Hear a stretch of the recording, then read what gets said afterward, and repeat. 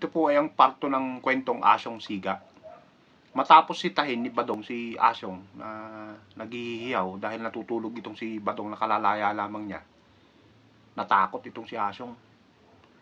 Kinabukasan, nakita niya si Badong ngayon na hinuli na naman ng mga pulis. Aba, pwede na naman ako magwala nito, sabi ni Asyong. Kinagabihan, nag-inom siya ngayon. Pag uwi niya, nag-aaway na naman sila mag-asawa. Nagwala uli siya ngayon.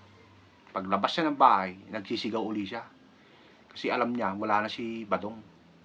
Sakto namang andun yung kapatid ni Badong na si Banong, na kilalang hitman dun sa probinsya nila. Mga hayop kayo! Magsilabas kayo mga siga! Ay kumakain tong si Banong. Nabuisit, lumabas ngayon. Anong sinisigaw-sigaw mo?